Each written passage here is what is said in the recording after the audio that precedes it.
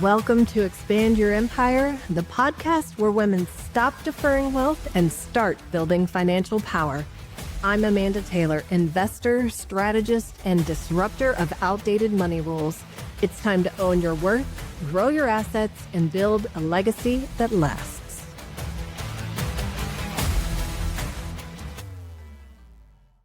Hey, Empire Builders.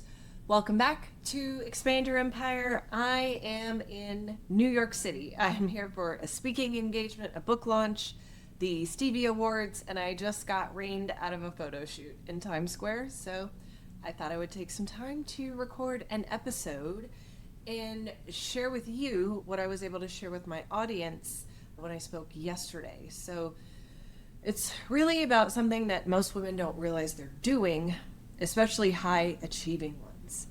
And it is the way that we shrink our power without even realizing it, because we've been taught to succeed in ways that are acceptable, admirable, digestible, but not sovereign. You can have ambition, but it needs to look humble. You can make money, but you shouldn't talk about it. And you can be powerful, but not intimidating. And those rules, they're subtle, socially approved ways of being. They're costing women's millions, ownership, opportunity, and peace. So I want to break down 3 good girl rules that most of us have internalized and how to finally rewrite them. So rule number 1 is don't be too ambitious.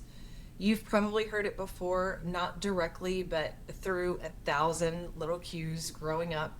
Maybe you were praised for being driven, but warned not to make people uncomfortable. Or maybe you learned to make yourself smaller in rooms full of men or even other women who felt threatened by your confidence. Or maybe you built a business, but you still feel like you had to downplay your goals to seem relatable and humble. I can't tell you how many conversations I've had with women who are already running successful companies or earning multiple 6 figures. And when I ask about their next level, they say, oh, I don't want to be too greedy. I don't want to sound greedy. I'm like, greedy for wanting to live in overflow? Ambition is not greed. Ambition is clarity.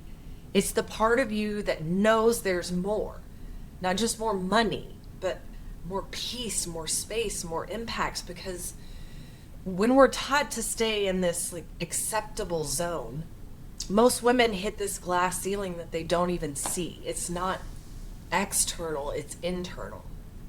And you can only receive at the level you're willing to be seen.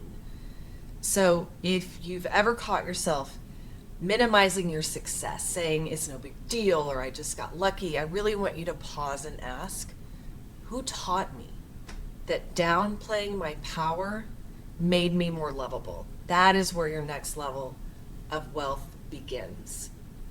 Rule number 2 is don't talk about money. Now this one runs deep. For generations, women were told that money was private or impolite or even taboo, and we learned that talking about it made people uncomfortable, especially if we talked about it around men. So we didn't ask for raises, we didn't negotiate contracts, we didn't compare numbers even with other women, which meant we couldn't advocate for each other. Recently, one of my clients told me a story and it broke my heart. She had a multi-6-figure business, but was terrified to raise her prices because she didn't want her clients to think she was in it for the money. And she had been raised to believe that service and money were opposite. Being of value meant not valuing yourself too much. And I told her, you can't help more people by undercharging. You just burn out faster and resent the work you love. So money isn't dirty, it's data. It shows you where you're working, where boundaries are, and how well you're being supported in your mission. And talking about it isn't shameful, it's powerful. Because when women start having honest money conversations, we don't just earn more, we rise together. And rule number 3 is don't outshine. Now this one is sneaky. It shows up in the moments when things start going too well. Maybe you land a huge client, or you buy your dream home, or you finally feel ease in your finances, and then suddenly you feel guilty and you start downplaying it to make other people feel comfortable. So you dim your light so nobody else feels like less than. Your light doesn't take away from anyone else. It illuminates what's possible. I had a friend tell me, I don't want to talk about how well I'm doing right now when everyone else in my circle is struggling. And I had to tell her, like, you playing small, it doesn't make them richer. It just makes you invisible.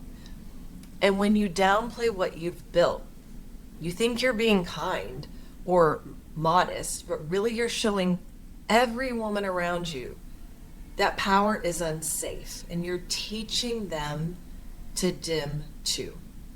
And the moment you stop doing that, that you own your success out loud, you give them the silent permission to expand. You remind them that it is safe to shine. Because your success doesn't take away from theirs, it creates more space for all of us to rise. So how do we unlearn all of this, right? It starts with identity, because you can't outperform the version of yourself that's still asking for approval. The sovereign woman doesn't ask, she decides. She doesn't wait for validation, she validates herself through action.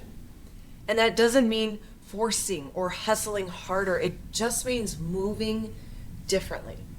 It means making decisions that match the woman you're becoming, not the one you've outgrown.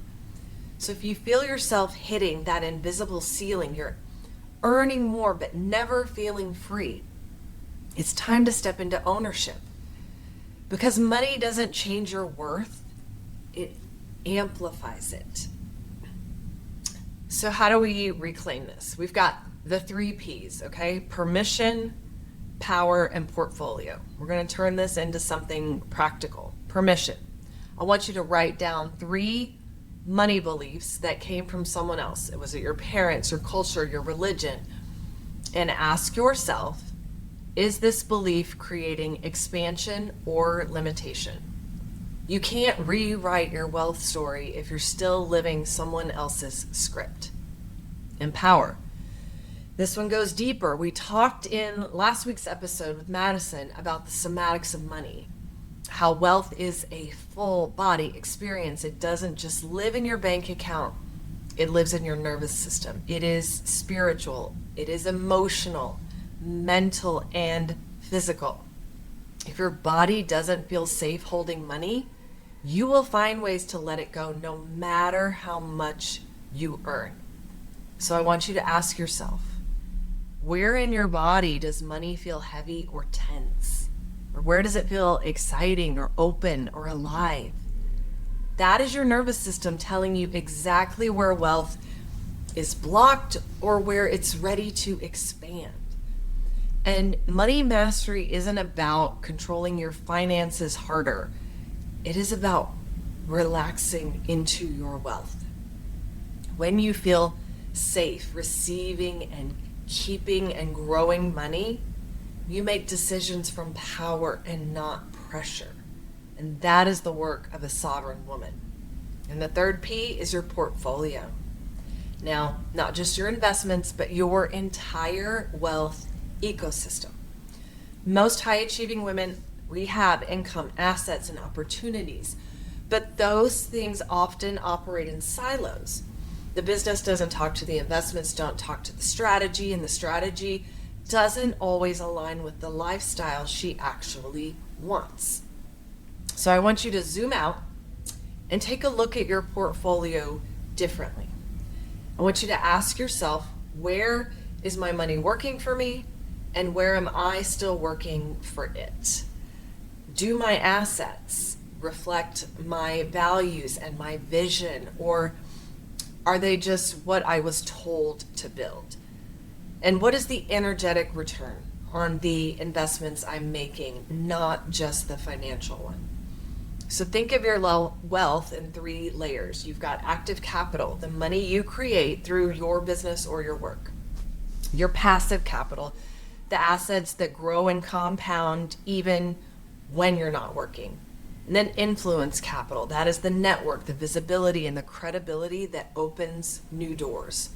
When those 3 work together, your wealth, it stops being scattered and it starts becoming strategic.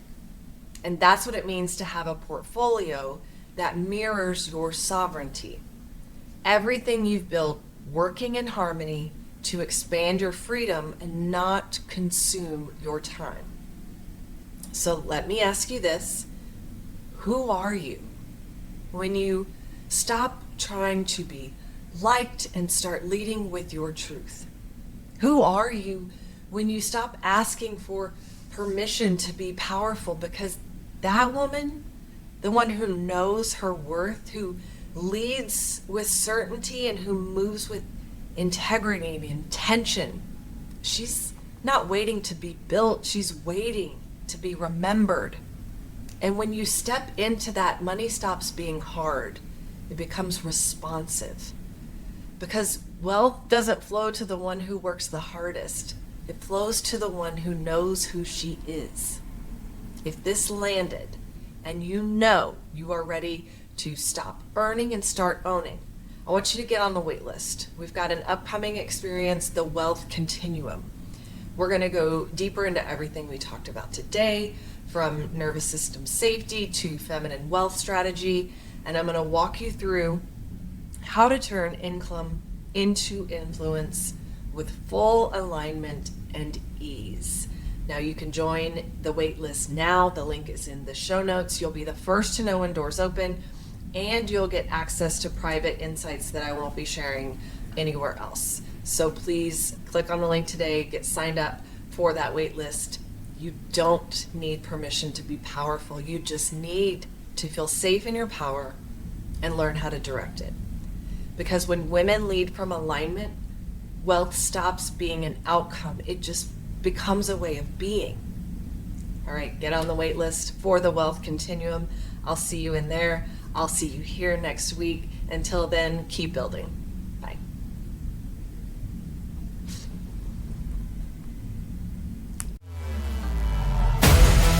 If this lit something up, share it, review it, and get in the room. Join the Expand Your Empire community and start turning wisdom into wealth. You're not too late, and you're not doing this alone.